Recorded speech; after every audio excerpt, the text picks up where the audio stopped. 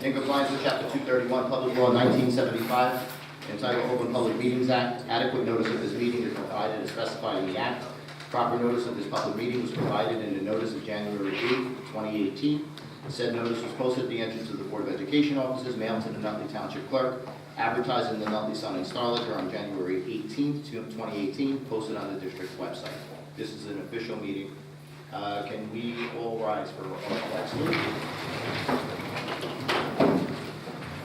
I pledge allegiance to the flag of the United States of America and to the republic for which it stands, one nation, under God, indivisible, with liberty and justice for all.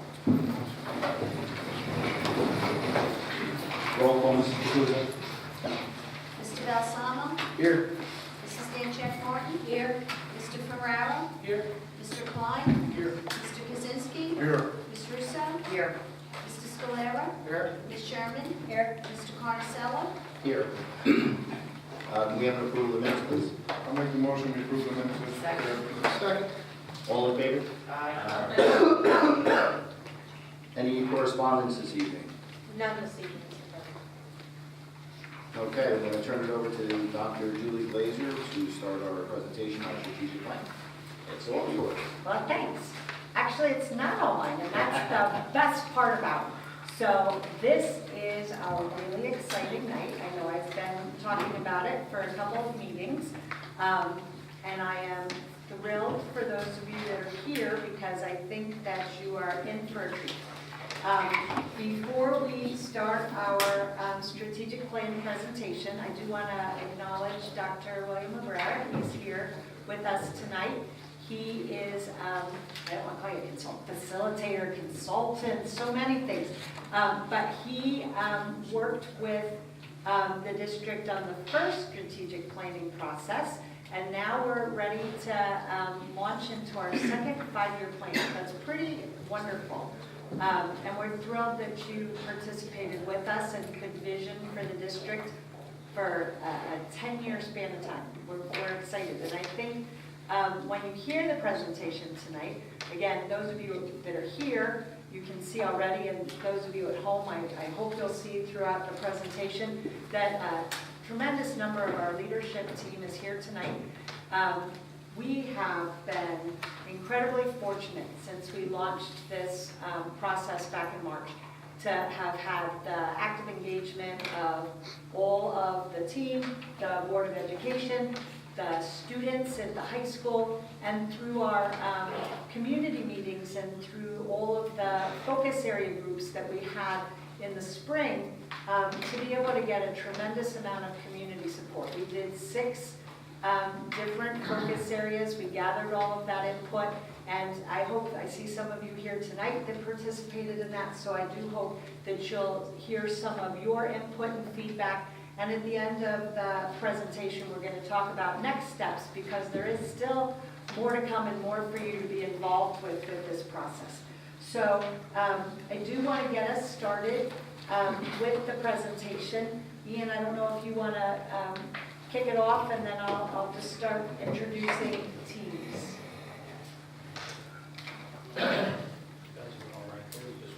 You won't be able to see the slides, but you'll hear what we have to say.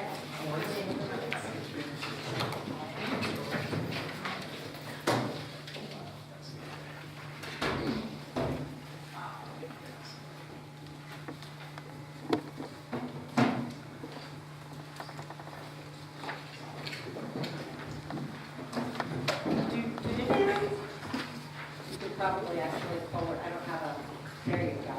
So the strategic planning process as a whole, it's probably similar in the district to what you do in your place of work or in your community groups. You start with the things that are valued. And here in the Nutley Public Schools, we value challenges that foster curiosity, growth, confidence, integrity in person, action, and process. And that one's been a really interesting discussion starter, wonderful discussion starter. Safe, inspirational communities, respectful, supportive, resourceful, and independent citizens, persistent, collaborative, open communicators. Each of these things we value are the same things that we valued 5 years ago, and probably 5 years and 20 years and 50 years before that, with maybe just some updated language in 2012? Yes, 2012.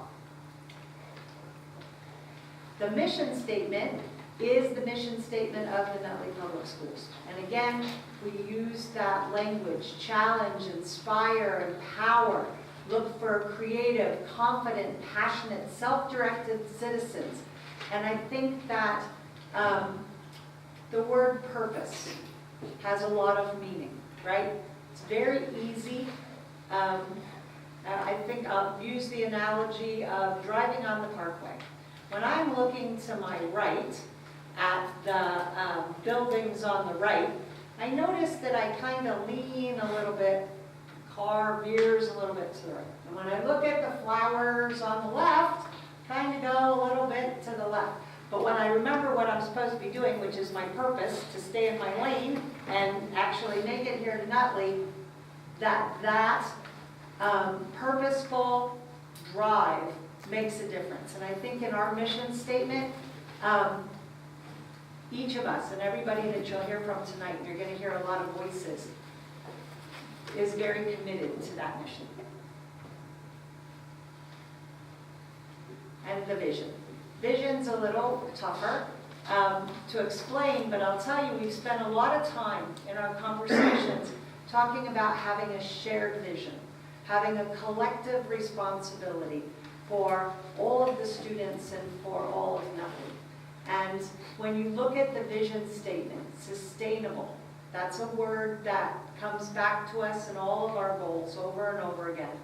Integrated, efficient, innovative, all of those things that do bring us together with a shared vision, a collective voice, the opportunity, again, to make not just the school district, but the township, the community, to show our students what's possible, to be confident citizens, contributing, productive people who, through their personal passions or interests, and through our opportunities at research-based learning, really set a bar, a very high bar.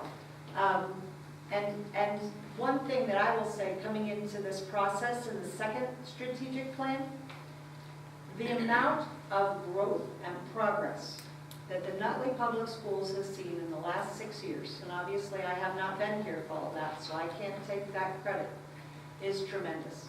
And I think the commitment to looking at the goals, to making sure the district continues to progress, and that momentum never stops, is, again, I think an underlying force of the strategic plan that you're going to hear tonight.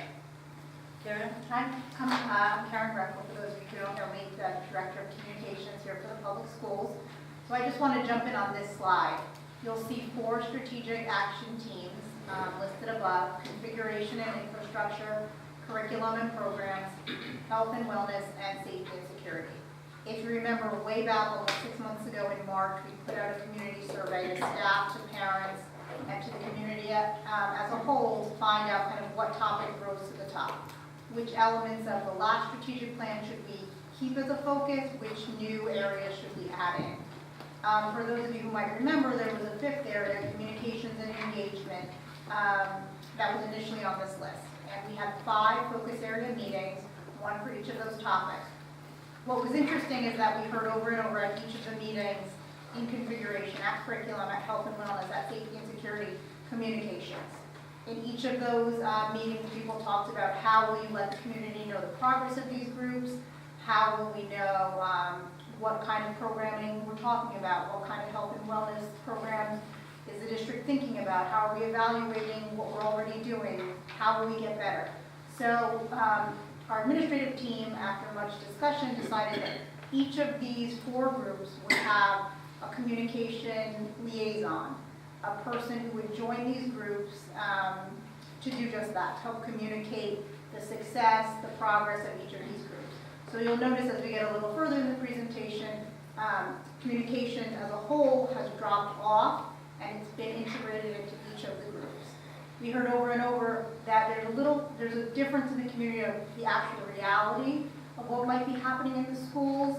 The perception might be a little bit different. So the communication liaisons' purpose in these groups is to really help get the message of what the reality is of these groups and of the district's progress out to the community as a whole, parents, staff, and community members. Thanks, Karen. The first area is configuration and infrastructure. Dan and Joe, right? So we have Mr. Joe Materia, who's the vice principal at Nutley High School, Ms. Leanne Martin, who is our coordinator of mathematics, pre-K to 12. You guys are going to be speaking, but we also have Tracy Egan, our principal of the John Walker Middle School here. Is Helen here too? Did I see Helen? Yep. Helen Doyle Marino, who is our director of special services, Lorraine Ristel, principal at Lincoln School, and Dr. Frank Ruggiero, who is our coordinator of world languages and ESL. So a motley crew come together to talk about this, and the board representatives for this team are Danny and Sal. Please remember, and we're going to say this over and over, we still need you. We need the students and the parents and the community members to round this out and actually make it an action team and not just a goal and not just a presentation. Who do we got kicking us off? Tracy? Thanks, Missy. I'm not sure where to stand. I feel like I know, that's how we're all somebody the else same. is over here. Please let's start. Configuration was a part of our initial strategic plan since 2012, and the goal of the committee that I was part of was to align the district and the 7 different buildings because they had often operated as different islands. So we tried to, one of our purposes was to align it so that it was a smooth transition from elementary school to middle school to high school. And one of the things that we've done is moved from a junior high school model to a middle school model. We incorporated an advisory program at the middle school to help support students beyond their academics. At the elementary school level, we've created a handbook, so there's consistency across the 5 elementary schools. And in the high school, we've also incorporated the rotating drop schedule so that students could have the opportunity to take an additional class to get all of their credits for graduation. The most recent thing we've done is at the 6th grade, we're piloting a middle school structure in the elementary schools in hopes that the 6th grade will become part of the actual physical building at the middle school. For our next steps is creating a team, and then from the team we'll break down our 5-year goal into shorter term goals and have a goal for the end of this school year. One of the things that we were able to do is look at best practices in other districts and then make it our own here at Nutley. So that's one of the things that we want to do and work within the realities of our physical, financial, and instructional goals. Kat Benya, our Director of Curriculum 6 to 12, standing back there. Do you want to just build on the middle school piece? Why the pilot and why we're expanding? Right, so one thing we piloted at Radcliffe School last year was the ability to take content-rich teachers, those with a highly qualified status in that area, math and ELA, and allow them to teach all the students in that 6th grade. This provided many benefits, but some of the benefits are they get to teach things multiple times throughout the day. The students are transitioning between classes. We also had a teaming period for those teachers to sit and start talking about those students. So we saw great results from that pilot, which we're looking to expand to 3 other schools. And I think as the year wears on, I know those of you that are with us all the time kind of get the rhythm and flow of our presentations. In October 1st board meeting, right? The October 1st board meeting is the presentation where we do data, where we have the students' results from the standardized testing and information back on SATs and AP. And again, you know, when Karen talks about perception and reality. So there are a lot of rankings, all use different criteria, all use different measures, and all are there to say different things, right? So during the summer, there were the niche rankings, which were based on parent reviews, and, you know, we don't put a lot of faith in that because anybody can go online and anybody can give their comments. Yet when I came here in 2 years ago, almost, wow, I started at the beginning of my third year, Nutley on niche was at 166, and here in this summer, we're already down to 133. So tremendous growth there. We expect the New Jersey monthly rankings, and again, they change their criteria every 2 years, but I know that our test data, because I've had a sneak preview already, it's been embargoed to the public, but when we present it, I think you'll see as well, tremendous, tremendous growth. And I think that a lot of the things that you visioned, the schedules, the change to the middle school model, all contribute to that. Anybody else? Configuration and infrastructure? One of the things that, as a board, and you'll see later on in the slides when we get to the board goals, one of the biggest challenges that we have, which you've already heard, is our shrinking space. So the Board of Education is once again moving forward with a referendum, which in the hopes that we will continue to put in front of the public the needs that the district has to make sure that we can account for the space that we need to take us to the next step. The next 5-year plan puts a lot of pressure in having the space available that we need to be successful. So in the hopes that this is going to be the outcome and it's going to be positive, the board is trying its best to position the district as well as the community to go from good to great. Anybody else? Thank you all. We move to the next one is curriculum and programs. And again, we have Mrs. Brooke Benavides. She's our coordinator of English Language Arts, pre-K to 12. Mr. Joe Dwyer. This is the first time I actually get to say this without 3 job titles. The coordinator of social studies, pre-K to 12. Mr. Joe Pyro, our athletic director. Dr. James Riley, the coordinator of fine performing and practical arts. I was going to do this in a minute, but I'm thrilled that you're here and have been able to participate in this process. I'd like to welcome Dr. Jessica Shozak. Can't even say it. Shozak? Nope. I've tried it 3 times. I can't do it, but welcome. Jess is here. She is our new coordinator of integrated instructional technology. Pre-K to 12, she is joining us with a lot of curriculum and program background in addition to her technology background. Mr. Mike Sullivan, our vice principal at John Walker Middle School. Dennis Williams, our high school principal. Mike Carney, our principal at Radcliffe School, is the communications liaison on this group. And again, our board reps, Mrs. Lisa Danchek-Martin and Ryan Klein. Who's kicking it off? Dennis? Thanks. And Brooke. And Brooke. Dennis and Brooke. Thanks. We'll stand over here. We don't need a mic. Use your best teacher voice. Good evening, everyone. 5 years ago, when this district started the programming and looking at curriculum, it was a bellwether event for the town. Education system, a holistic approach of looking about what we were doing with our curriculum. So this is something we all feel pretty passionate about, something we want to continue because we think it's best for kids. Getting out there and looking at best practice, data-driven results, best practice across the state and the country, even the world. It was a time for us to incorporate board members, parents, students, looking at what we do and why we do it.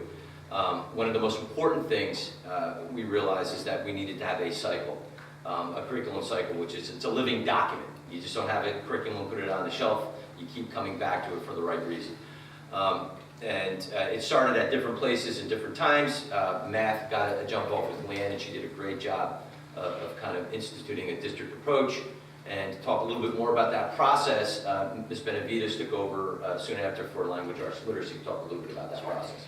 In strategic planning from last time, one of the most important things we did was create a systematic structure for evaluating our curriculum. It's been tremendous work. It allows us to implement curriculum with fidelity. It allows us to implement curriculum systematically across the district. And as we're doing this, we're all in different places.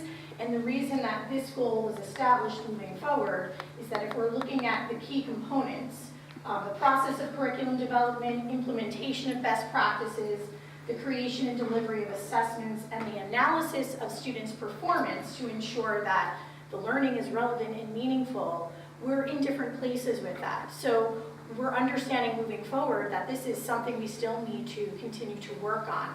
And part of that cycle is looking internally at, as far as what we're doing with staff members and students and their experiences, but also looking externally with parents in the community, thinking about what's the perception out there and what is the balance. And part of the process was bringing in some external consultants, which allows us to be reflective.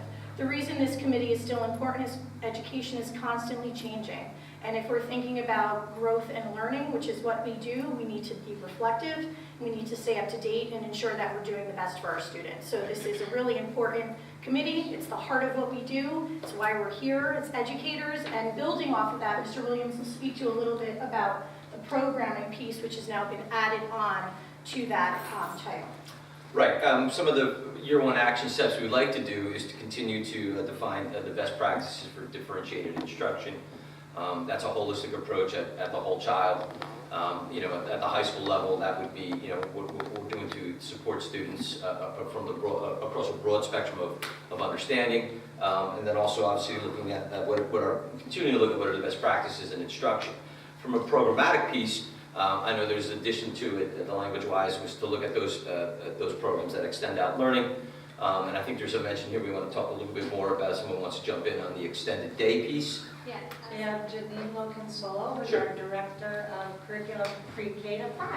Thanks. Yeah, so along with curriculum, this action team will also look at programming. So in addition to reviewing all of our curriculum every 5 years and in content areas, this spring, Mr. Mania and I did a program review for our extended day program that came up again and again from parents sort of wanting to make some updates. And we've already actually started to implement some of them. We moved to a web-based payment system. We're going to be looking at doing some enrichment courses starting in the fall. So already a lot of those things that we looked at are being put into effect, and we'll continue to look at that this year. And additionally, for our end, as Ms. Benavides pointed out, it's constantly changing in the world of education. So we're looking at programs to meet the 21st century needs, right? Your robotics, your STEM, and all that piece as well. And just on the last piece, so much of the work we do happens within the four walls of the classroom, and often parents and community members aren't sure what that looks like or what's happening. So a really important piece for us is ensuring how are we communicating out the great things we're doing? How are we working to improve that relationship with home and school, and just even for the ELA department, something new, I'll put a little plug out there, is we actually did some curriculum work this summer, and part of that was creating authentic homeschool connection sheets so that the parents know the work we're doing in our reading and writing units, and we'll be able to send those out. Math was lucky. I know Ms. Martin has those already, so that was something we're looking to build, and that's some of the work we're going to continue to do as well. Wonderful. Okay, thank you. Thank you, guys. Our next team is Health and Wellness, and this is new for the strategic plan, but absolutely a priority, I think, for everybody that's participated so far. Mrs. Jackie DeVore, Vice Principal at Nutley High School, Carly Johnson, our Coordinator of Science, Pre-K to 12, Miss Lori LaGuardia, our Principal from Spring Garden School, Robin Powell, our Coordinator, oh yeah, like 6 times, our Coordinator of PE Health and Wellness, Pre-K to 12, and some other, she does all kinds of things, our Applied Science, and I don't even know where to begin, spin class. Mrs. April Vediello, who is our Supervisor of Special Services. Karen Greco is the Communications Liaison with this group, and Brenda Sherman and Sal Balsamo are the board reps. Robin, are you kicking us off? Yes, I am. Thanks. Hi, everybody. We, as you see, have Health and Wellness, which is very reflective of what the needs are in society today, as well as the feedback that was given by the community stakeholders, the faculty, the students, as something that we really need to take a look at. We're going to kick this off with our health and wellness initiative as far as taking a look at what we presently have in district, what our strengths, what our weaknesses are, and highlight some of the things that we need to improve, such as we will be taking a look at the health curriculum. We are under program review, so it's perfect timing for this. We also will take a look at whether we're maximizing certain things. For example, the competency framework, is there something that we could add to that would incorporate health and wellness? This is a very large topic, so it's really important for us to take our time and identify what we really need to do. And we'll also take time to explore what other programs are doing, what other districts are doing, and what might fit best for us here in Nutley, as well as, all the great input that the parents at all the elementary schools, the high school, et cetera, have been giving us. But we do need to take our time and really take a look at all aspects of health, physical, social, intellectual, and really perhaps take a little extra time to look at mental health and see where we can address student needs K through 12 and also make it very inclusive, so every student has those programs available to them. So it's a big coordination effort from all 7 buildings and all grade levels to hit those needs of our students. And I will say that we had a focus group of students too, right? We met at the high school, some board members, about 35 students. And it was very powerful to hear a student say, so we have assemblies and we have classes and we talk about depression or we talk about anxiety and we, maybe even know what resources are available to us. But I don't know what depression looks like. And how am I supposed to know if my friend is anxious? How can I help a friend? One of the things that really resonated with those students was what they had done in middle school with advisory, some of the things that they had done with character education, also part of the previous strategic plan. And I think all of those components also really inform these, action items and what we're hoping to accomplish. I think the main goal, honestly, is to make everyone aware that our students and our staff cannot perform at their highest level without being healthy on every level, mentally, physically, emotionally. If they're not well, how can we expect them to perform and really be the citizens that we hope that they can eventually become? So we need to meet those basic needs first. And if they're not being met, then that's the first issue that we have to deal with. So let's meet them there, get them healthy and well, and then they can perform academically. That's great. And we also, the same way that this is program review, which is fortuitous time for you, our director of guidance has taken a different position in the district, and it's really given us an opportunity to look at the position in a pre-K to 12 lens.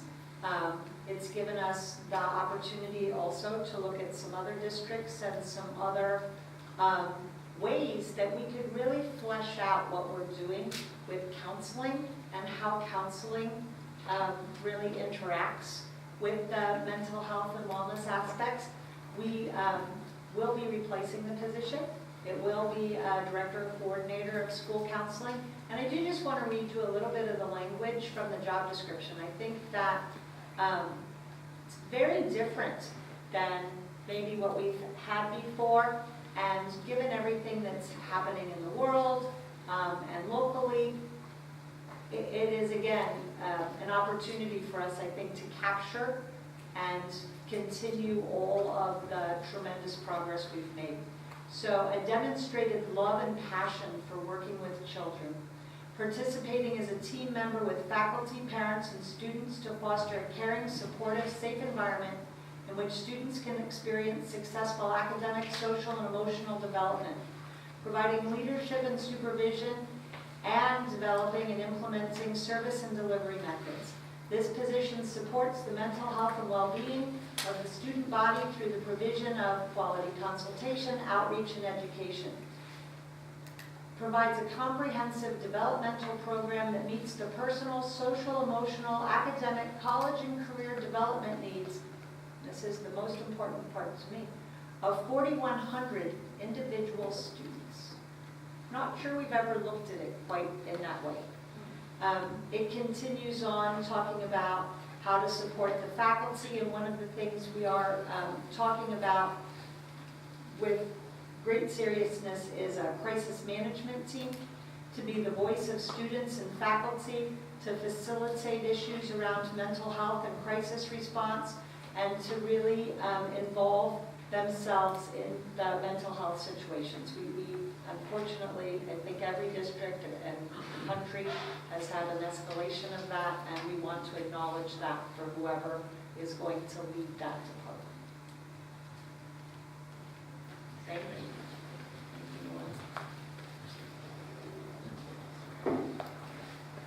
All right. Last of our goals, alphabetically here. This team includes Natty Ferreira, who is the district's District Safe Schools Resource Officer, Frank Francia, Principal from Yanacua School, Doug Jones, Principal from Washington School, John Mamora, our Assistant Business Administrator, Phil Nicolette, who I guess for the time being is our Manager of Buildings, Grounds, and Facilities, Karen Yeamans, our Business Administrator, Ian Viemeister is our Communications Liaison on this team. Ian's title is Systems Manager, but Ian touches pretty much every aspect of what we're doing with policy, technology. He's been very active on our Safety and Security Committee, and our board reps for this are Danny and Fred Scalera. So the district and the community agree that safety and security are a top priority. And therefore, we felt that it should be added to the strategic planning goals, one of the 4 goals. We also agree that creating a safe environment and a comfortable environment for our students is a top priority. And in our building, we want our students to feel as if it's a second home. And I know the other principals would feel the same way. So this committee we will continually, ongoing, review and revise our procedures, our protocols. You'll notice we're currently looking at some areas, and as you look through the goal, when we talk about facilities, specifically at Yanacua School, we now have a man trap that's been placed there. The middle school, yeah, that's the name of it. The middle school has now, is now in the process of creating a new front entrance. Washington School is currently close to completing or not completed a front entrance, a change in their front entrance. We have different protocols now when you enter the building or get to the front of the building. Again, at Yanacua School, we now have a bin that's placed there for visitors and parents to place items in there. And we have drop boxes at the high school for visitors to place their items in there as well. So you'll see that. You'll now notice when the school year starts that you'll need appointments to come into the building. If you have an appointment with a principal or a teacher, you'll have to make that ahead of time. So we're in the process of reviewing, like I said, and revising our safety and security protocols. In our goal, we mentioned the impact on students. What does that mean? Impact on students can range on how well are they understanding our procedures and protocol and new procedures that we put into place. How well are we preparing our students for the situations and scenarios that they may face and encounter? I know Mr. Viemeister has talked about bathrooms and locking. If you want to add to that? Yeah, we currently have an access control card system for outside doors for staff. We'll be extending that to the bathrooms. Any of the non-single stall bathrooms that you can't currently lock the hallway door on will have an electronic locking system. Students at 7 through 12 will have ID badges that will let them into those bathrooms during normal operational hours. At the lower grades, you'll have bathroom pass that is in fact a smart card itself. When there is a lockdown, those cards will deactivate, the bathroom doors will lock, and if you're in a stall, if you're a student in a stall, if you're a faculty member in a stall, you will be locked and secure in that bathroom. which is something that students brought up last year. That's a very good point and very aggressive. We're also going to IDs at all levels. Right now, 7 through 12, all students are expected to be wearing an ID at all times. Now we're extending that down to the elementary schools as well. We're also extending some of the other, we're adding more cameras. We've got extensive systems on those, but we're adding a little cameras. So, in addition, we'll continue to work closely with law enforcement and government agencies, as we have been doing, but we'll continue to tap into their expertise and work with them closely to ensure that we're following the right process and procedures. So, there are additional ideas I'll pass on to Dr. Glazer that we've discussed as well. That's very good. Yeah, I knew you were going to say. So we have, I think that everybody in the community knows, and certainly everybody in this room knows, since the incidents of Parkland shooting and the security issue here in Nutley, we've really focused very pointedly on what we do around safety and security. You've heard me say before, but I'll repeat it. In 2016, the district worked with the New Jersey Department of Education. They had a full security assessment of the buildings. There were identified items. So when I started in the district, I think there were 4 pages of action items around safety and security, things like cameras and secure entrances and locked doors, streaming cameras with the police department, and I mean, I could go on. It was a lengthy, lengthy list. And we were very fortunate that all of us took that very seriously, so that by the time the security incident happened here in February, we already had a number of things in place. And again, I know you've heard me talk about that. I know you've heard me detail what some of those things were. Starting in March, I think March, as a district, we had the benefit of a joint group of agencies to come in and thoroughly assess each building in our district, as well as the perimeter grounds and the surrounding areas. We had the Department of Homeland Security, the state troopers, our local prosecutor's office. We had what's called the ROC, which is part of the security team, the cyber team that works with the state. We have FEMA. We've had our local law enforcement and fire department. All of these people, as well as our own staff, as well as several of our board members, have spent upwards, and I mean this without any hyperbole, of 100 hours. Our self-assessment is about 38 pages per school. The Homeland Security report that followed that up gave us information for each of our schools, for our township. They gave us best practices. They gave us a national perspective. And that's allowed us to take what we had before and add to it. I'm going to say for myself, it's been a very challenging experience, and also a very good and rewarding experience. Being in every single building and having the positives pointed out, having areas for growth pointed out, but having that done in the team of people we were with absolutely changed my lens and perspective about our work. As educators, we spend a tremendous amount of time talking about safety and security. A lot of things that you will never see or hear or know about surrounding drills, surrounding building access, facility use, student access. All of those things are things that are part of our reality. But to be walking through with the eyes of a fireman who says, you know, when we see this on the camera, it would be really helpful to know what wing and area we're in, North Hallway, Southwest, Orange. To be with the people from the Department of Education who say, you are a model for what you're training your children to do in drills. Your practices are in place, and then to actually attend, I was attended a 4-day safety and security training at the Police Academy in Morristown with law enforcement officers, other superintendents, and security personnel from across the state. And to see that they used our examples as part of their presentation was incredibly validating.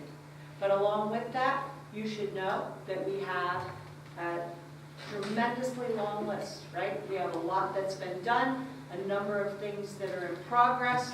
We have things that we're still hoping to accomplish, and even future items. This is an ongoing discussion. It never ends. It's every single day we do something else. We had our new teacher orientation last week, and our new staff was all brought up to speed on these issues. Today we had administrative leadership retreat. We did the same thing. We spent time on Thursday with our custodial team and with all our staff when they return on September 4th to continue doing this work. Again, I don't know that it'll ever be done, but I think that all of us have a tremendous level of, I'll say, confidence that all of the layers that we've put in place and all of the concentric circles that have come together over the last 6 months have prepared us through our research, through visiting other districts, through working with all of these agencies to be able to communicate to the district and to the township what we have. There will be a correspondence coming out to everybody, a letter that details this much more than what I'm doing here. It certainly won't be comprehensive because we aren't able to share all of those things with you. But I will say, among the things that we've been able to put in place, we've been able to start exploring funding sources to improve the security of our schools. We think, as Frank and Ian said, we now have secure entrances at each school. We are able to have those entrances monitored. They're secure, the grounds are secure.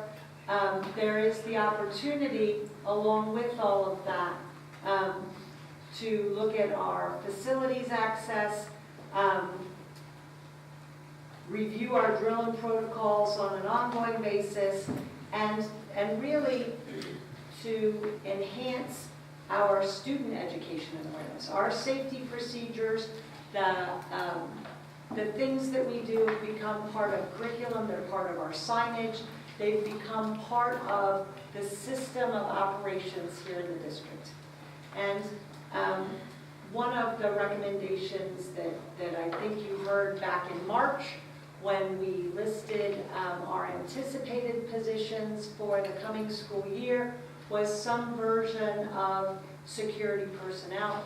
I think that when we presented the budget, then several months later in May, Mrs. Gamans was able to detail our own district funds that were going to be put in place for personnel, in addition to using state funds and what we had already presented in the referendum to the community to continue to improve our safety and security.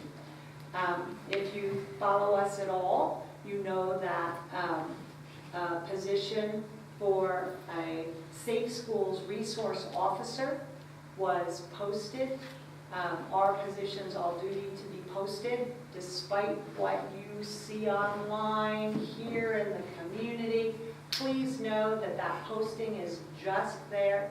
There have been no interviews, nobody's been hired. Again, anytime you have those questions, and some of you have and have called us, thank you, because we will always be the ones to tell you the truth. So the position of a Safe Schools Resource Officer is in fact posted. This is a position that is a retired officer. The retired officers have an accumulated number of years, real life experience enforcing the law. They bring professional law enforcement experience, but they have no official law enforcement power. Here in the district, they do not report through local law enforcement chain of command. These officers do receive the mandatory training through the police academy, through the state of New Jersey, through the School Resource Officer Association, to assure that they're prepared for all the challenges that are unique to a school climate. And honestly, as retired officers, they are civilians. They have no status as police officers. For us, that's what we've had for 16 years in this district. Natty Ferreira, who is our District Safe Schools Resource Officer, has been a strong resource in each of our buildings. He is somebody that has made connections with our administration, with our students, with our community and families. He's not with us tonight because he is dealing with a community concern. And as we said when we put up the first referendum, we wished we could clone him over and over and over again. So in our mind, this position is truly the opportunity to do just that. There will be 2 additional people, like we said, like at the time of the referendum, 1 stationed at the high school, 1 at the middle school. But please make no mistake, these are not uniformed armed guards standing at the door. These are people integrated into the fabric of what we do every day. They're people that work with our staff. They're people that work on mental health, substance abuse. They're working on social emotional wellness in addition to safety and security. They are, in fact, another layer. Along with those positions, we also have recommended school monitors for the secure entrances at the high school and the middle school. We have over 1,000 students at the high school and more than 600 here at the middle school. As part of our assessment and evaluation, that's where most of our visitors come into our schools, and these school monitors are actually the people that will be on the bus. We will no longer have our principals, our custodians, our teachers. We'll have people who have been trained, and they will follow our policies and security protocols in allowing visitors and other people into our district. Finally, in addition to revising Natty's position to oversee the Safe Schools Resource Officers, the school monitors are overseen by the building principals. We have revised the position in the Safety and Security Office to make that a registrar position. We have, again, if you're following us, you know, we've spent a tremendous amount of time re-registering students, making sure the students that do attend our schools are residents. We have disenrolled students who have proven not to be. We've spent a lot of time on enrollment and re-registration. Her role in overseeing our policies and implementing that whole long list of what's been done, what's in progress, and what's moving forward really rounds out a tremendous safety and security team. As the superintendent of schools, I have, struggled. I've listened to community members. I've listened to students. I've listened to my colleagues in other districts. I have listened to my neighbors where I live. This is a challenge everywhere. And what we learned from Homeland Security, what we've learned from all of our training, is that those layers are there to mitigate risk. We have no guarantees. Our job is to put in enough layers so that the response time gives us time to save lives in the case of a tragic incident. So while these officers are not active duty law enforcement, while they are not in uniform, while you will not see a visible weapon, they are in place as officers They support what we're doing in the event that we need to do that, but they're not standing at the door. We're not changing our relationship with the police. We will still have our uniformed officers parking, walking the buildings, being with us at dismissal and entry. We'll still have our PAL officers. We continue to work with our school resource officers through the law enforcement agency. I will tell you that as part of this process, I had the incredible good fortune of working with officers Nick Neary and Mike Kraft. They crawled under every desk with me, behind every closet, climbed on every roof. We spent tremendous hours talking about what we need to do to protect our students. And I have a confidence level that these resource officers, in conjunction with the other layers of support that we've put in place, are the right recommendation. I did. But you should know that the recommendation is mine, and that recommendation is to the board. Nobody else can make that recommendation, not a community member, not the police officer, so you know that that is my recommendation. So along with the safety and security, unless you have anything you want to add, I tried. I did try and be comprehensive. I know that people were here to hear that. We have the next steps of our strategic plan. So you see our goals, you know what we're trying to accomplish over the next 5 years. You've heard each group talk about the next step of gaining that community involvement, having students and parents and community members join as part of the team to be able to develop the year 1 action goals and action steps. These will be ongoing teams. There is an expectation that they're meeting regularly and reporting out to the community in this forum or other forums.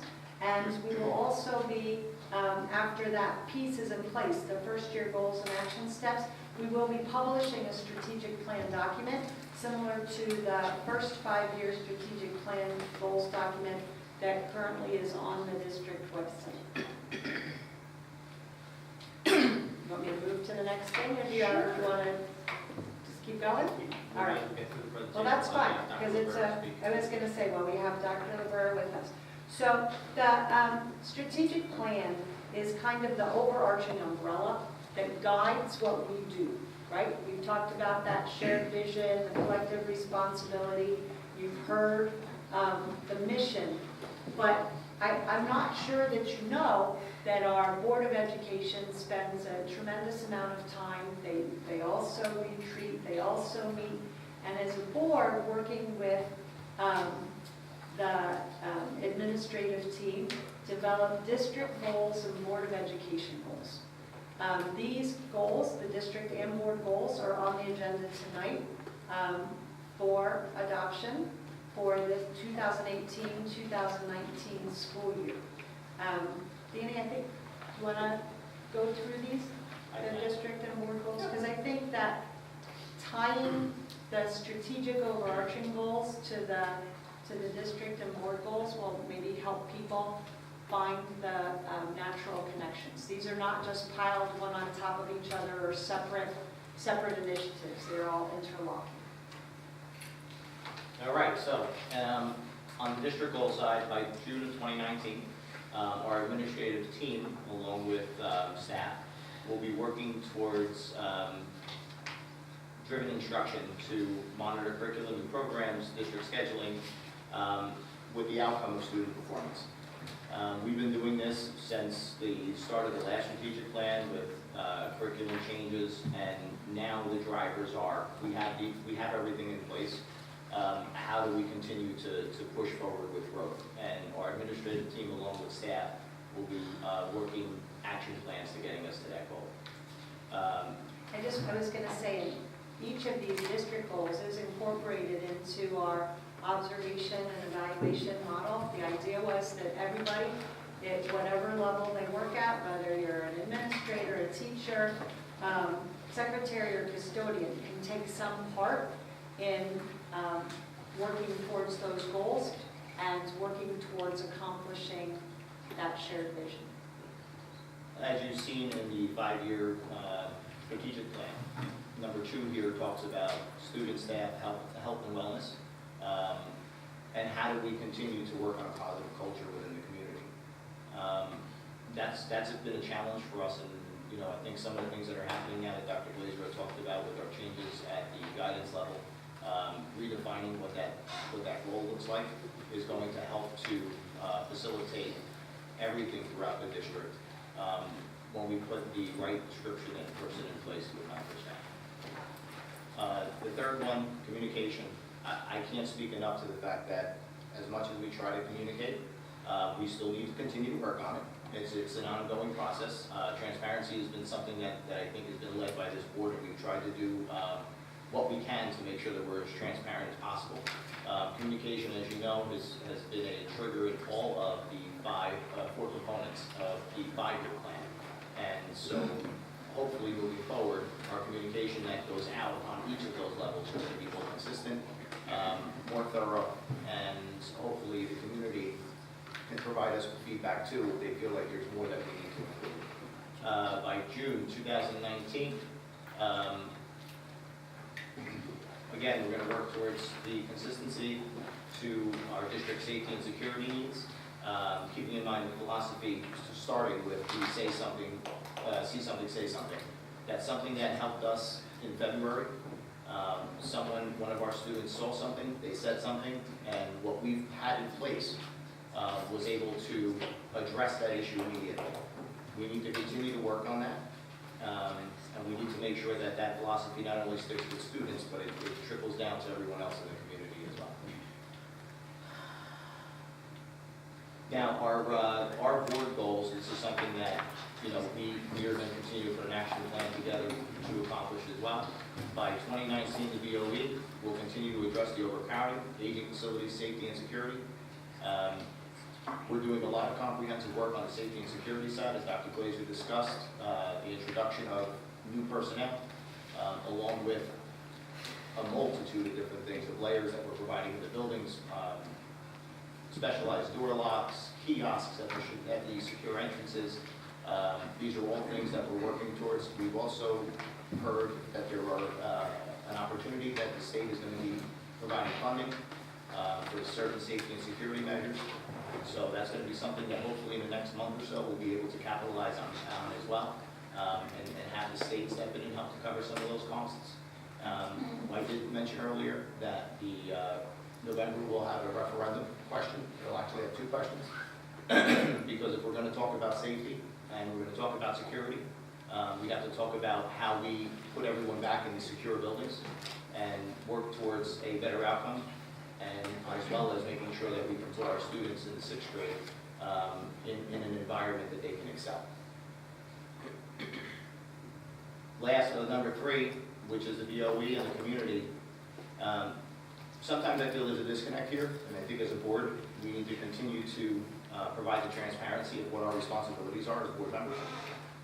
Depending on who I talk to some days, I would think that I was the superintendent.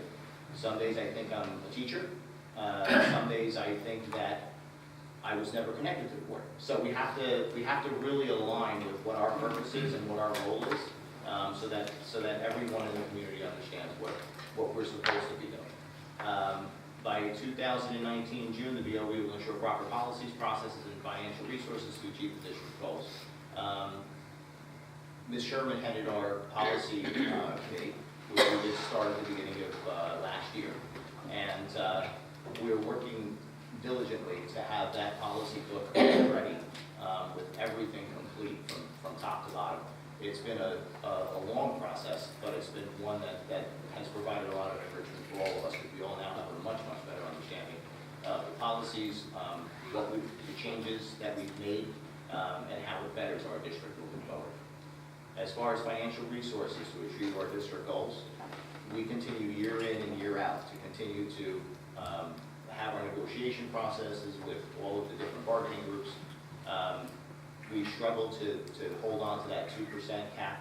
And what I will tell you is that as the district continues to progress and we continue to grow with enrollment numbers, we are still going to continue to be challenged financially. And part of our job is to make sure that we're spending wisely. But part of that is to also translate to the community the challenges that we face with the funding that's available. It seems like districts around us seem to be getting more funding than we are, and that's going to have to be another conversation that we're going to have to take up with the state at some point. So those are our board goals that we're pursuing for this year. So I'm just going to pick up on that overcrowding piece. I'm going to pick up on the work that we've been doing this year. Once again this year, we had many challenges. When the referendum did not pass, just as we thought that we might have, we did have to raise class size. What you see on the furthest column, the best practice, that's what's identified as a class size that for instruction, curriculum instruction and assessment, the delivery of instruction to students is, if not ideal, smaller is always ideal, is absolutely the best practice for making sure that each student in the classroom can have personalized individual instruction and differentiated instruction. Our district guideline has been slightly above that since I've been here. I'm assuming that it was slightly above that before I came, and that is the middle column. What we needed to do this year was raise that class size. We do not have any more instructional space to expand classrooms in. So I'm going to talk about what that looks like, talk a little bit about variances. So while it's not necessarily in keeping with best educational practice, we did have to go up to 21 in kindergarten. What you see in parentheses shows you that at Radcliffe School in kindergarten we're at 22. Again, we have severely limited instructional space, and even with larger class sizes, again, I'm going to show you in a minute, you're going to find that we have sections closed, collapsed, and otherwise have displaced and moved students all around the district. We're above the class size also at grade 3 at Radcliffe, and we have raised class size to 5 and 5th and 6th grade to 30. You could go to the next slide. What this details is by elementary school where we are with sections. So I'm going to start with Lincoln School. 2nd grade, based on the previous guidelines, would have already been closed. 3rd grade would have had 2 seats left. And please make no mistake, we still have a line out the door of new students registering. We still are getting calls every day from people closing on new homes and trying to get their papers together to get their children enrolled in school. At Radcliffe, kindergarten is closed, 2nd grade is closed, 3rd grade is closed. Spring Garden School, we're closed at 2nd grade. I'm going to talk about their upper grades in a minute. Washington School has just 5 seats remaining in their kindergarten, 2 seats remaining at 2nd grade. Yanaclock closed, 4 sections full. 3rd grade would have had 4 seats based on the previous guidelines. It gives us a little bit, Frank, not a lot, of breathing room. We move on to the upper grades. 4th grade at Lincoln, closed based on the previous guidelines. 6th grade, closed. At Radcliffe School, 6th grade also closed. That means they're 25 or above, just so you understand what I'm saying by closed at that grade level. At Spring Garden, we would have had 3 seats left in the 4th grade. 5th grade, we collapsed that last year's 5th grade so that we could add a section of kindergarten. With Yanacog closed, Radcliffe closed, Washington only having a few seats left, those people that live on the side of town were having challenges being relocated to Lincoln School, where we do have some space in the kindergarten. In order to handle that, we did add a kindergarten section at Spring Garden, and a number of students are being redeployed there. Their 6th grade would have been closed based on the previous guidelines, And I'm expecting before school opens next week, 6th grade at Spring Garden will be closed. 28 students in a class at 6th grade at Spring Garden. Washington School, at the upper grades, we added an extra section to pilot at the 6th grade level. And even with that extra section, all the classes are above 21 and 22. At Yanakaw, you would have only had 2 seats left at 4th grade, and we did the same thing at Yanakaw, adding that extra section to accommodate the 6th grade pilot. I'm going to say, again, you've heard me say it, but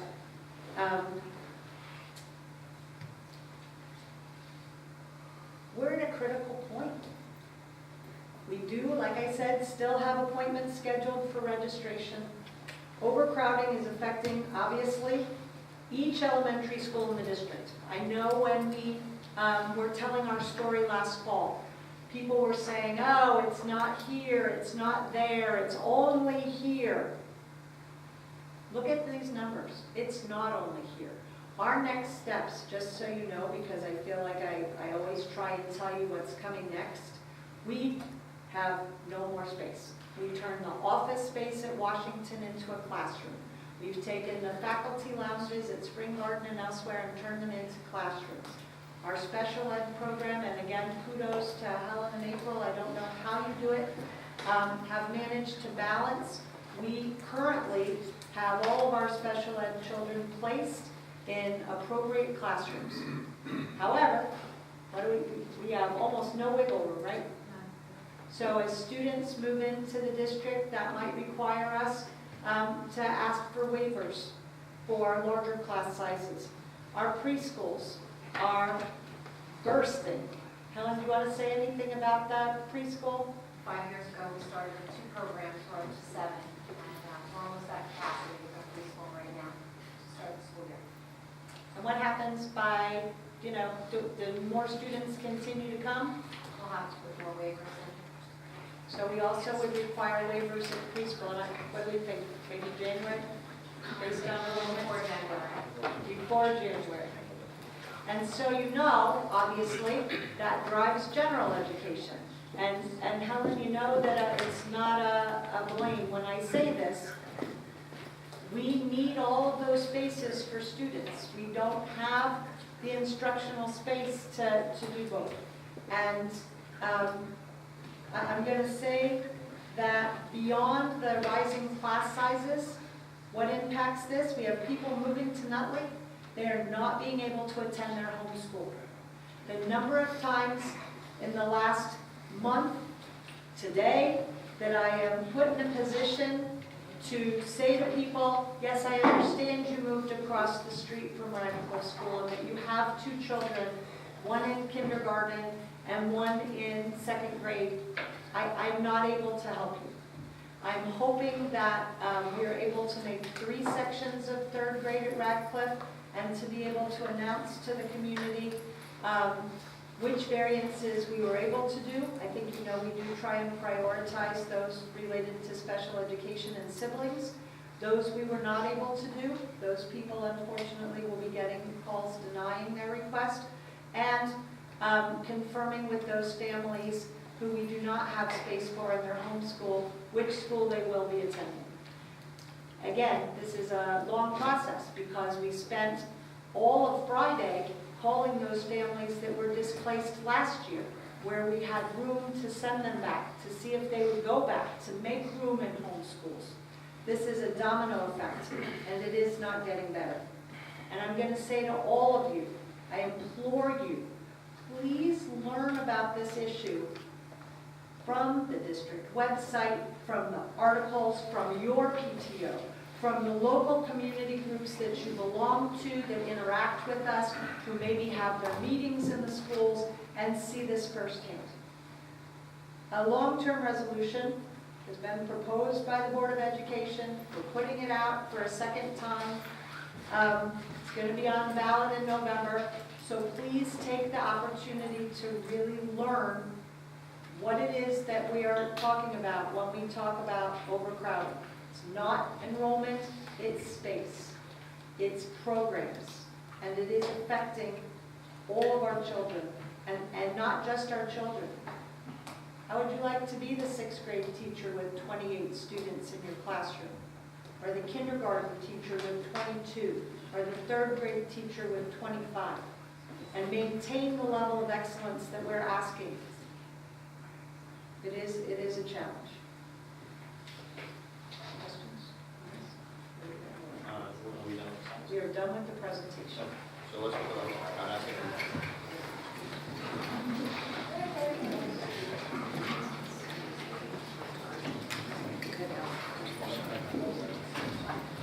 So Dr. Rivera, want to take a couple minutes and talk? You're the one that's been with us, I think, through a number of years and a number of administrations and boards. If you don't mind, come to the mic. We're happy to hear from you. I'd like to take a minute Please. to just reinforce what strategic plan does. And we have a very good example of that tonight. And you've had a very good example 5 years ago. It's when a group of people keep thinking about how you make a really good school district better. And there are lots of choices that you make. But the choices that are made by the people who are very actively involved are the most important ones. The next steps that you had there are really critical to this. They have presented to you really important work that they have spent time to think about. And it's about making a very strong school district stronger. What the next steps are is what happens in year 1 and what you learn. What happens in year 2 and what you've learned. And then the base of this is what you get in the way of student achievement, and you get that. That reinforces it. This is very important work that's being done very well, and we'll continue to do that. And congratulations to all of you for the work you do. Thank you so much for saying so. And I just want to acknowledge again, if you look over to this side of the room, you may not know, but in our administration contract, our administrators became 12 months this year. And I will say that think about the amount of time you're talking about. In the space of a couple months of having people in the district that are here at a board meeting in the summer, they've spent 3 full days of administrative retreat, not counting interviews and department meetings and curriculum writing and all of the other things. I whispered to Debbie actually when you were talking that I honestly could not have inherited and grown a better team. You should be so proud, those of you that are on the second plan and those of you that are joining us like, Jess, this is it, right? This second day. And to be able to contribute that so deeply, it is just, I am not sure, and it takes a lot for me not to have words. I'm not sure I have words for you. But thank you for being here. Thank you for leading off this process and really looking forward, as Dr. Librera said, to continuing on. 2023 seems far away, but sadly, Let me jump right up on add this. one thing to that. Please. To the Board of Education, congratulations to you by creating an opportunity for people who are your leaders to be working on a 12-month calendar, not a 10-month calendar. It makes a huge difference, and that is something that you all deserve tremendous credit for. Thank you. Thank you. Go ahead. You guys go ahead. It's true. I just wanted to say one thing to the administrators. On behalf of all of us, and anyone can speak at the end of my statement, I had the opportunity to work with each of you last week, and I will tell you, to sit in a room, right? You have multiple personalities, you have differences of opinions. You have Ms. Powell doing things in the gym class, and and I will tell you that everyone blends together very well. That's a difficult task. And I will tell you that I was proud to be a part of all of you coming together to get us to this point, because I truly believe that you need a team and you need great leaders to go from where we are to places that are going to put us way ahead of the benchmark, and I love that. And I want to thank all of you for that. I'd just like to say something about Dr. Burris. Absolutely. So I'd just like to recognize Dr. Burris, a former Commissioner of Education here in the state of New Jersey. Was actually there when I was in the legislature with Governor Cody. He's been a great supporter of this district. When he was a commissioner, he helped us out quite a bit, and he's still giving us support. So I just want to make sure we recognize that he's been in Nutley a long time.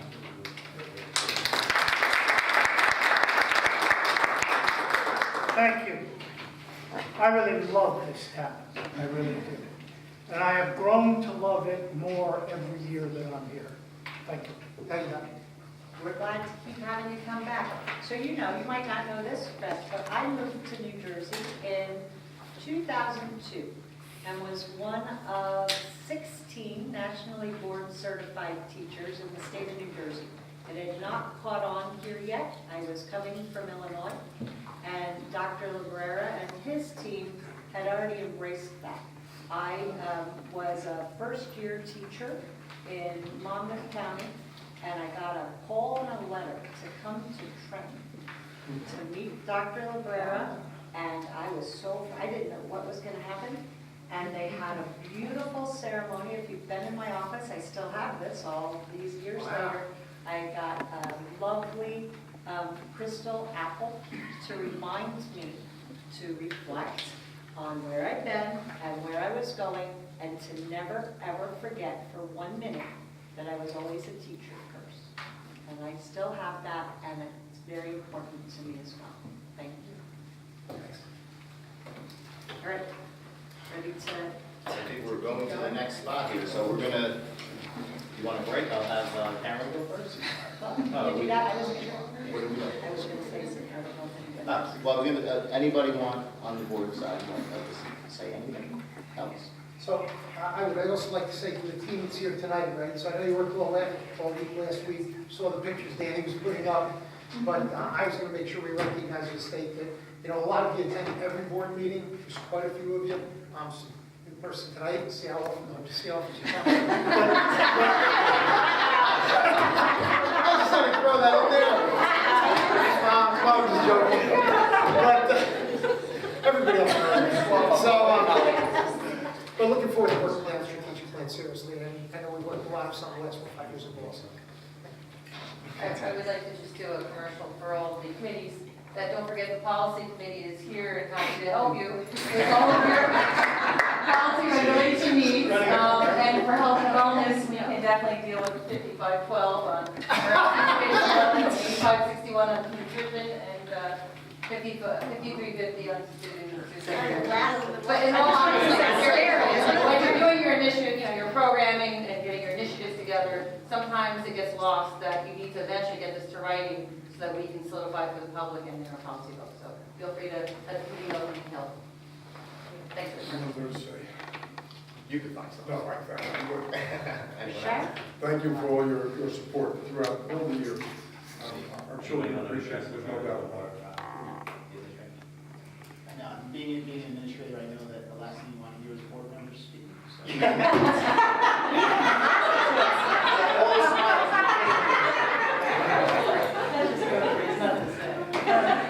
That's good.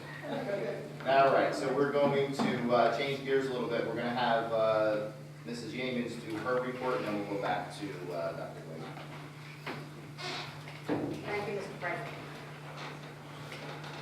So there's a lot that happens behind the scenes every single summer to prepare us for what is almost only a week away. Naturally, in the business office, there's a lot of work going on with purchasing for all of the needs for the new school year. But on a financial basis, closing out all of our financial records for last year and beginning to prepare for the annual audit, which takes place every single fall. But there's also a lot that goes on in each and every building. And with our custodial team, they have been busy at work this summer, doing a lot of painting, moving furniture, scrubbing and waxing the floors, as you can see from the beautiful shine on the floors when you walk into this building tonight, cleaning windows and HVAC filters, sanitizing bathrooms, and taking in deliveries on a daily basis. The maintenance staff has been making a lot of repairs, converting office space into instructional space, cleaning out storage areas, which has been something that we have needed to address for a very long time, and we finally were able to get it on our calendars and make sure that we started those projects this year. Completing work orders, repairing doors, locks, and plumbing issues, as well as working on our preventative maintenance programs. The grounds crew has been out there cutting grass, weed whacking, trimming, making deliveries, moving furniture, while trying not to be attacked by poison ivy. They had their annual professional development meeting this Thursday, whereby they received their annual training. They will also get an update to security training from Mr. Ferrara and some policy updates. Some of the projects that we've taken on this year, we've replaced the fence around Spring Garden Schools, created the new security entrance here at the middle school, converted the Washington School office into instructional space, and we are approving this evening a project to replace a boiler at Radcliffe School. The Washington School office staff this week have started moving into their new space, which they're very excited about having. And while we worked on this project and knew that the project included the creation of a concrete ramp from the building out to the existing walkway, we took a closer look at that walkway, and it was in major need of repair and replacement. So, of course, as things happen, and whenever you take up old concrete or you break down the wall, you never know what you're going to find. Well, when they broke up the concrete in macadam last week, there wasn't a stone bed. There wasn't a stone to be found underneath the existing concrete. We had issues with water and the creation of what's called bull's liver, right? And you can Google that, but basically the mud turns into what looks like plasma. So that all had to be removed. We had to change the pitch of the walkway and get the engineers and the architects on board and out there to take a look at this project immediately so that they could redo the drawings to make sure that everything is going to be done in time for start of school as well as being ADA compliant. So this board has made a lot of changes over the years, and we don't ever want to do projects that are only half done, right? Because what would be the point of putting in this beautiful new entrance and not taking care of the walkway? So it may take a little bit longer and it may take a little additional funding, but we always want to do things where we are looking at the future, making plans, and doing what will have a positive impact on the district as a whole. Now turning to the district's finances. So we receive a lot of inquiries with respect to our state aid funding. And when the original funding was released this past March by the governor, we did receive an additional $361,000.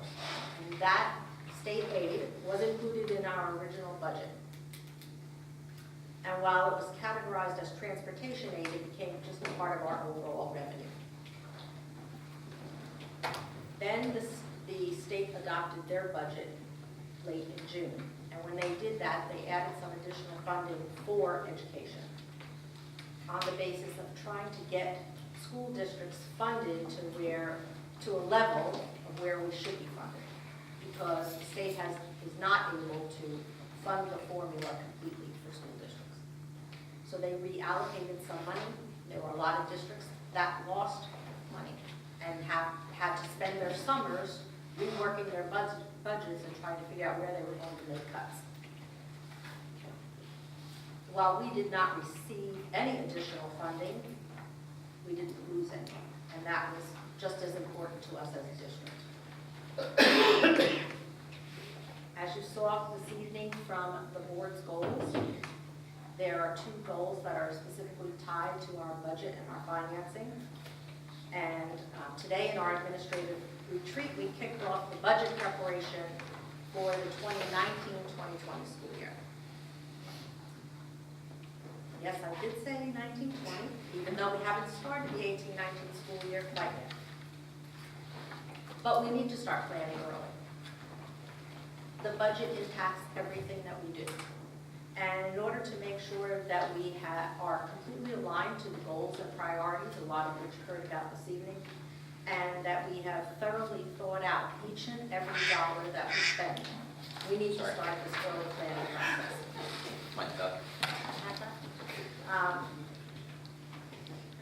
And this entire administrative team is intimately involved now in the process since we started the zero-based budgeting process. Every department has their budget. They're able to look at what we actually spent last year, what they requested for this year, what the final budget looks like for them for this year, so that they can begin to do a thorough planning for next year. Starting again with that zero-based approach. So it doesn't matter what you budgeted this year, you start from scratch and you start to build based upon the needs. If you're looking for changes, we want to add programs, we need to start looking at the programs we already have to make sure that they are in line with what the district is trying to achieve. So by starting this process early, it really gives us a good time to do a lot of in-depth approach to the budget development. We shared the budget development calendar with the board at their retreat, so they already have certain dates where they are expecting information from us. So we need to work collaboratively to make sure that we all are meeting those deadlines. With respect to the board's goal in terms of communicating out the budget to the public, I took a look at that and tried to figure out, well, how can I help the board to achieve that? How can we help to communicate things to the public? And I think one of the good ways to do that is to make, as part of my monthly report, to take a specific area of the budget and talk about what that budget line looks like. What is included in that budget? How are we spending the money? How did we spend the money the previous year? So I'd like to start with the legal costs, because that's another area where we get a lot of requests and we get a lot of questions. What are we spending our money on? What is driving the legal budget? So if we look at last year's actual legal spending, we've broken it down into some various categories in terms of how the money is spent. So overall, our legal bills totaled about $138,000 last year. We budgeted about $175,000, so we came in under budget. About $75,000 is spent on special education issues. Personnel matters are about another $27,000. Contracts, $4,000. Oprah requests, $4,800. Construction, another $1,000. Student issues, $1,000. General legal, which could incorporate anything else outside of those categories, is about $18,000. And then we spent about $13,000 on negotiations and $4,400 for bond counsel for the referendum. So that gives everyone a good idea of the different categories, what we are spending our legal budget on, and so you have a much better understanding. This information is shared with the board on a regular basis. Board members receive the actual legal bills from the law firms to review as part of their process. The Director of Special Services reviews everything in conjunction with her department to make sure that the bills are in line with the needs that they have spent. The superintendent reviews the bills. So there's a lot that goes into maintaining this budget line and looking at our costs. And that concludes my description. Thank you, Mrs. Yeamans. Much appreciated, very informative. Way to kick off the new school year. And we're going to go back to Dr. Julie Glazer for her superintendent report. So the last things that I have, well, some are bittersweet, most are good news. We'll just wrap up that way. So first, it's nice to see you. You're failing retirement. We're glad you're here, and you should have just sat over there with the rest of the strategic planning team. But it's nice to see you. And on that note, because in the summer it is hard when you do retire to be acknowledged, I just want to let people know that we do have a couple of retirements. Nora Maciel, a longtime paraprofessional in the district. Marie Quattrapani, another long-term paraprofessional in the district. Susan Schenke, one of our bus aides. And then a harder one to talk about, Phil Nicolette, our manager of buildings and grounds. He has announced that he'll be retiring this year, and we had expected him tonight, but unfortunately, what was it called? Moose liver? Small liver draws him away, and we'll have other opportunities to acknowledge him, but we won't for the other people. I also want to call to your attention behind the camera, Anthony Mascaratola. He's being named tonight as the station manager to replace Mr. Kelly, working with the students and doing this videotaping. And I have to say, I'm pretty impressed. Before you're even named, you're all set up and taping. So thank you, and we'll look forward to working with you in that additional capacity.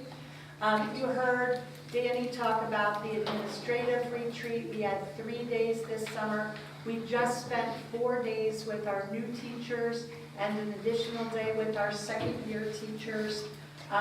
We've had mentor meetings, and I really want to acknowledge Kent Bania and Janine Loconsolo.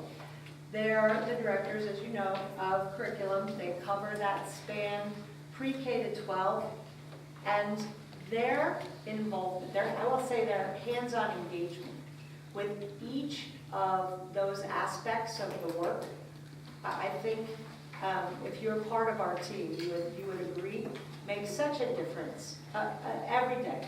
It is a joy. You know, you're willing. I don't see you there somewhere. I see Kent, and I can't see Janine.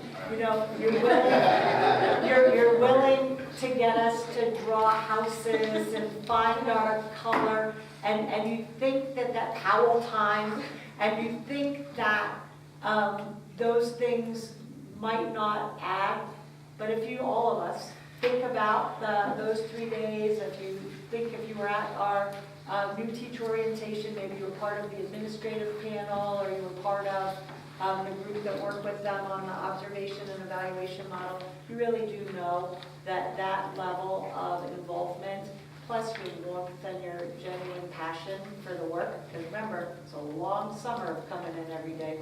Kent's a lifeguard. It's not a summer Thai guy. It really does make a difference, and I cannot thank you, as long as we're thanking everybody else, I can't thank you enough for the work that you guys have really put into making this special.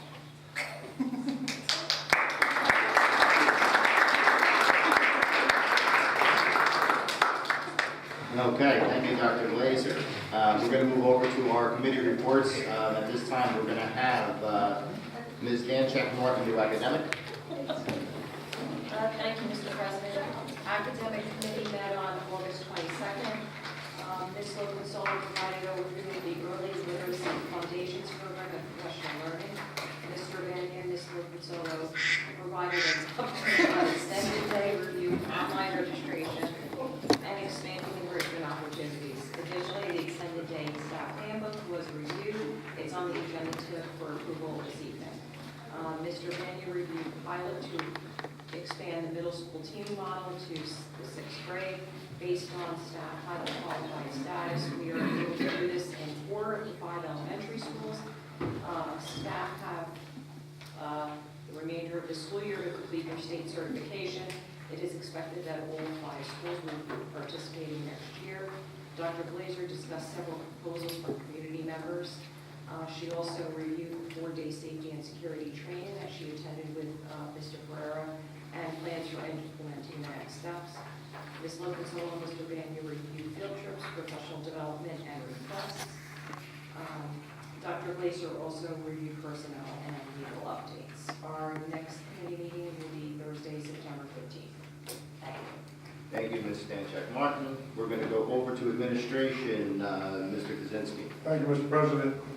On August the 20th, the administration committee met, myself, President Valera, Danny Carnicel, and Dr. Glazer. We discussed the safety and security training that was held and will be held with the new staff August 22nd, administrators the 27th, custodians and grounds August the 30th. and all staff overview September 4th. Dr. Glazer reported on the long-range facility plan. We discussed negotiations that is ongoing with the EAN at this time. Our next scheduled meeting with them is September the 11th. The committee discussed the growth of enrollment in general and special education. Additionally, there are numerous requests for variance again this year, which was been discussed. While each one is considered, it is not possible to honor all of them. We discussed that again tonight. We also continue to have students displaced from the home schools due to enrollment and lack of instructional space. Dr. Glazer provided an update on personnel and legal issues, and our next administrative committee meeting will also be on Thursday, the 13th. Thank you, Mr. Kaczynski. We're going to move over to finance now. Mr. Klein. Thank you, Mr. President. The Finance Committee met on August 21st. We sat down with the architects from DeCal Rubino, updated the committee on the Radcliffe boiler replacement, and the DOE's review of the upcoming referendum projects, as well as the sidewalk replacement that was already discussed. Mr. Nicolette reviewed the schedule of summer work, things that are in process that are currently taking place, as well as that have already been finished. Ms. Yanes and Mr. Moore reviewed the agenda items on tonight's agenda, as well as the contract renewals. And then Dr. Glazer discussed the strategic plan with us. The next meeting is September 11th, which is Tuesday. Thank you, Mr. Klein.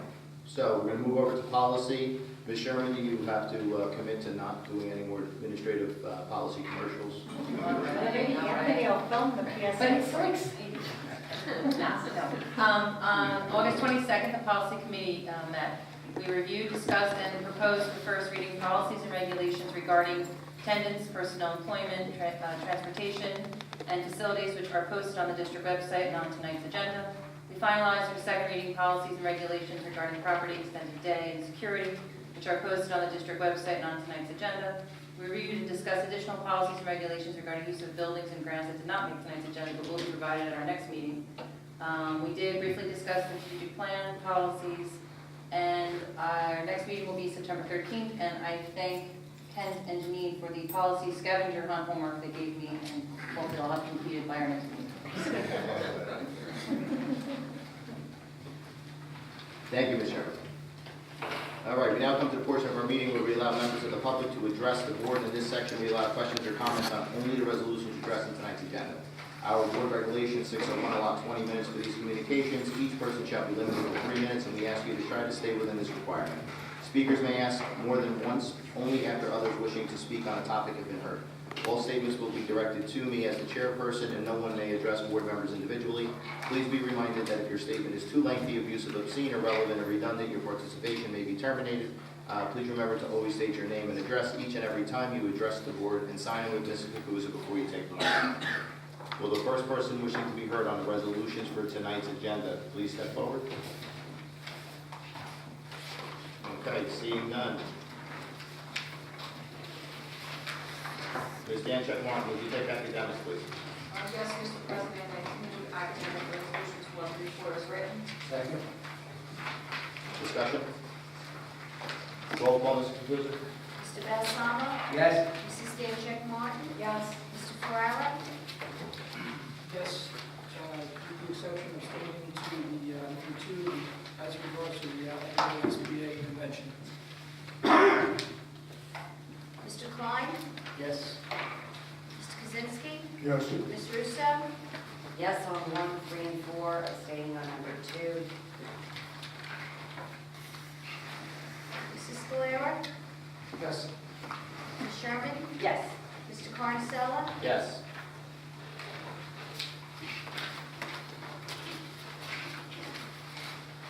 Mr. Kaczynski, would you take administration, please? Yes, sir, Mr. President. I move administration resolutions 1 through 6 as so prepared. Second. Discussion? Roll call, Mr. Kakuza. Mr. Balsamo? Yes.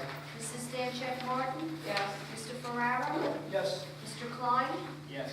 Mr. Kaczynski? Yes. Ms. Russo? Yes. Mr. Scalera? Yes. Ms. Sherman? Yes.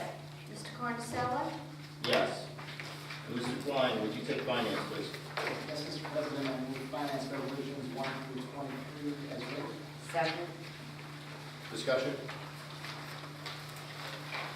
Before the roll call, Mr. Klein, could you just reference the acceptance of donations at number 6?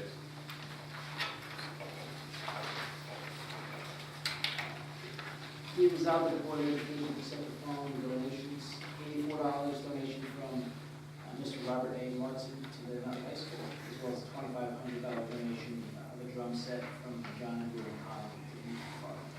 Thank you. Roll call? Mr. Balsamo? Yes. Mrs. Dancheck Martin? Yes. Mr. Ferraro? Yes, 1 through 16, abstaining on 17, yes, 18 to 23. Mr. Klein? Yes. Mr. Kaczynski? Yes. Ms. Russo? Yes. Mr. Scalera? Yes. Ms. Sherman? Yes. Mr. Carnasella? Yes. Mr. Balsamo, would you take personnel, please? Yes, Mr. President, I'd like to move personnel resolution number 1, personnel agenda review. Second. Discussion? Roll call, Mrs. Kakuza. Mr. Balsamo? Yes. Mrs. Dancheck Martin? Yes. Mr. Ferraro? Yes. Mr. Klein? Yes. Mr. Kaczynski? Yes. Ms. Russo? Yes. Mr. Scalera? Yes. Ms. Sherman? Yes. Mr. Carnasella? Yes. Ms. Chairman, would you take policy, please? President, I move policy resolutions 1 and 2. Second. Discussion? Roll call, Mrs. Kakuza. Mr. Balsamo? Yes. Mrs. Dancheck Martin? Yes. Mr. Ferraro? Yes. Mr. Klein? Yes. Mr. Kaczynski? Yes. Ms. Russo? Yes. Mr. Scalera? Yes. Ms. Sherman? Yes. Mr. Carnasella? Yes. Okay, in this section, we allow questions or comments on all school-related matters. Our regulation allows 30 minutes for this communication. Again, each person shall be limited to 3 minutes, and we ask you to try to stay within the requirement. As stated earlier, all statements will be directed to me as a chairperson, and no one may address the board members individually. Please be reminded that if your statement is too lengthy, abusive, obscene, irrelevant, or redundant, your participation may be terminated. Please remember to always state your name and address each and every time you address the board, and sign it with Mr. Kakuza before you take the microphone. For first person wishing to be heard, please step forward.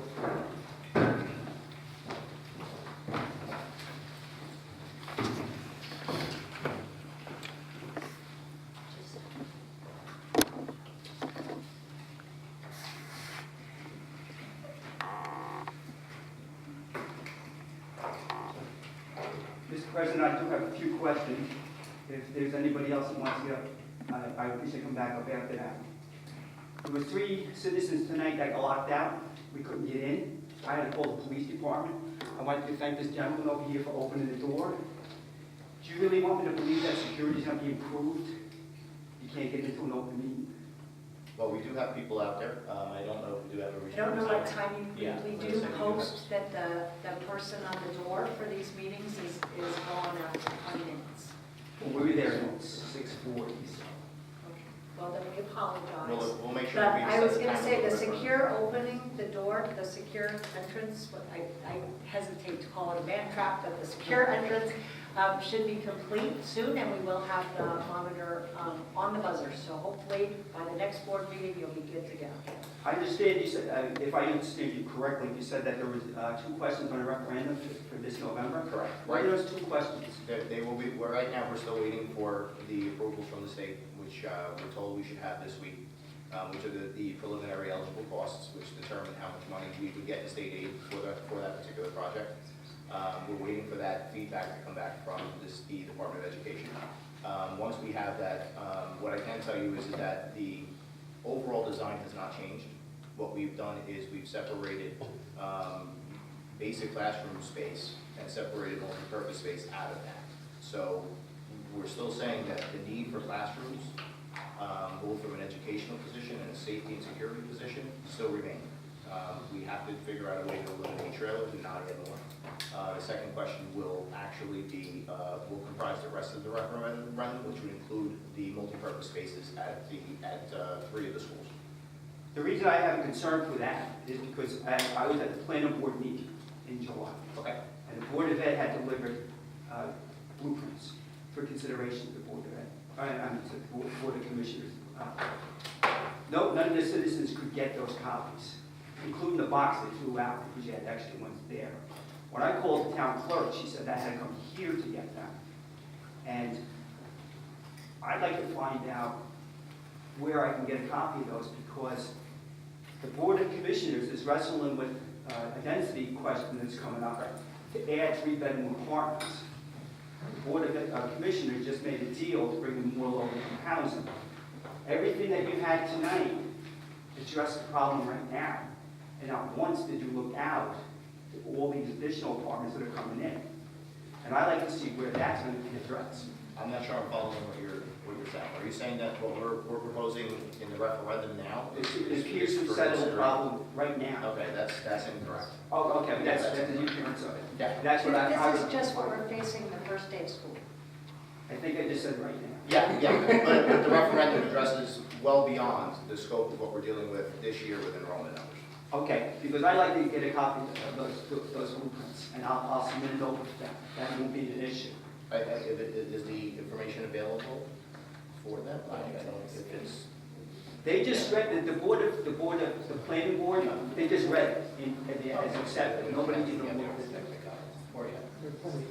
Yeah, so if you'd like, we could do a couple of things. If you want to come into the office, you're more than welcome to. We only have one copy of the blueprints. That's okay, I'll come in. That's fine.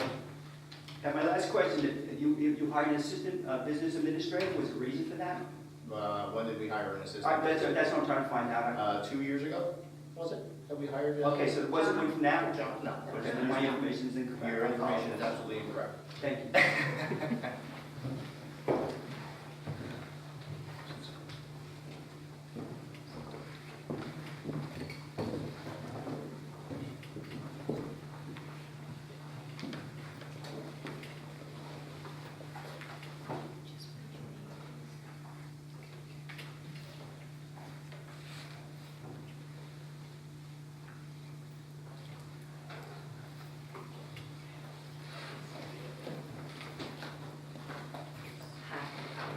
Tammy Rossi, I reside at 28 Colonial Terrace in Nutley.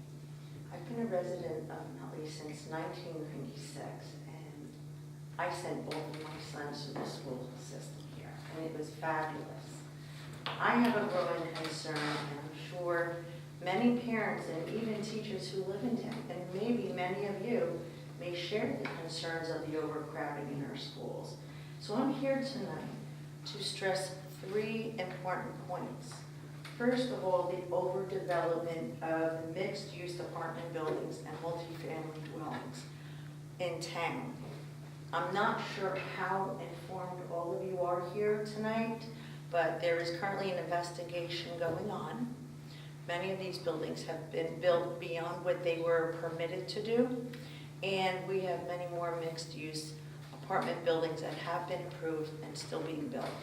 So as far as overcrowding of the schools, there's more to come on that. Secondly, the co-litigation for affordable housing we have with the state. That has been settled, and there will be affordable housing built at the On3 property site. Gene Diaz of On3 is privy to that number of how many units he'll be putting up. We don't know, but it's only an additional burden to our schools. And my third important point tonight, and I implore all of you to please seriously consider this, there is on change.org a petition for the Nutley Coalition for Change requesting term limits on all appointed board members. Those would include Planning Board, Zoning Board, Rent Leveling Board, and the Library Board. And if you've been following what's been going on with our mixed use, definition of mixed use apartments, 10 years ago, our zoning board asked for guidance from our planning board to have a strict definition for them to follow. And it's still 10 years later, after multiple workshops, after the planning board hiring a consultant twice, they still have not passed a definition for mixed-use apartments and density. And over this time, every variance has been approved, and these mixed-use apartments have been built beyond what they should be, adding additional burden to our school system.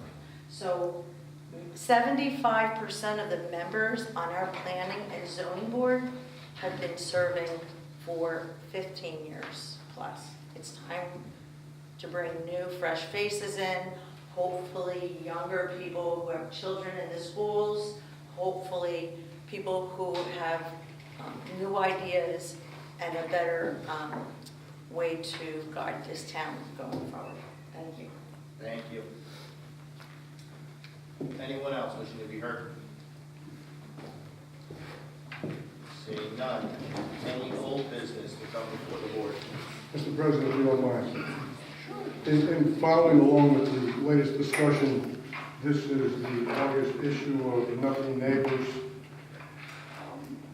And if you look at it, it shows 21 homes that sold in Nutley recently. 6 of them were 5-bedroom, 10 of them were 4-bedroom, 2 of them were 3-bedroom, 2 were 6-bedroom, and 1 7-bedroom. Not only the issue with the overcrowding because of maybe some building that's going on, but the selling of homes in Nutley is reflecting on us also, and I think we're feeling it in our children. Secondly, Mr. President, if you don't mind, I want to make reference to something that was on Facebook, which I normally don't follow, but when it's brought to my attention and I read that myself as a school board member, not me, but the school board itself, has been referenced as to how careless this Board of Education is with our money and decisions affecting our kids, not even our children, our kids. That upsets me as a taxpayer, as a school board member. I've been on the Board of Education for 20 years. I've dealt with many other school boards, good, some better than others. This is probably one of the more dedicated and better school boards I've served on, and I appreciate you doing that for our children and for Nutley. So I get upset when I read articles like this that are, I would say exaggerations, but I'm going to be blunt because that's the way I am. And I apologize ahead of time because, as my board members know, I normally am not a negative person. The joke around is when I first ran for the board, I tried to position myself in the footsteps of my mentor, Carmen Orecchio, or even beyond that, John Wayne. It's a standing joke, so I can live with it.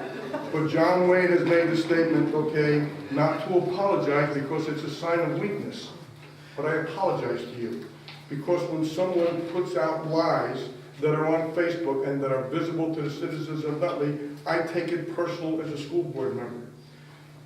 Some things we don't have in Nutley, this person says, are armed security. Obviously, we're dealing with that tonight. We don't have freshman sports, a lie. We don't fit in with the school rankings in Essex County, a lie. We are there, we're doing better every year. But things that we do have are 3 assistant superintendents. How can someone put this on paper, in town, on Facebook, as an outright lie? There's nothing to it, it's just a lie. A new assistant business administrator, which now makes our 2nd assistant business administrator. Lies, outright lies, and should not be allowed to be published out there, where the person that puts them should certainly be in touch with our president, our superintendent, our business administrator to find out if these are true before they make these statements. We listened to Mrs. James talk about our budget for legal fees.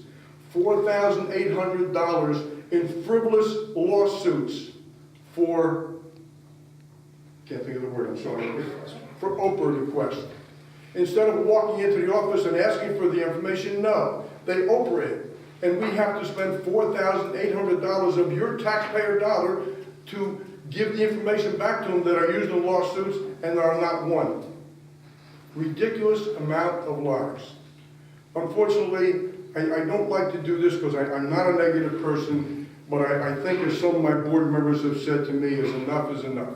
If you have a problem with what we're doing on a Board of Education, then address what we've done legally and truthfully and honestly. You don't need to spread lies about us. Thank you, Mr. President. Thank you, I Mr. Kaczynski. apologize again. That's okay. And I was going to say, and I'm going to echo some of what Mr. Kaczynski said.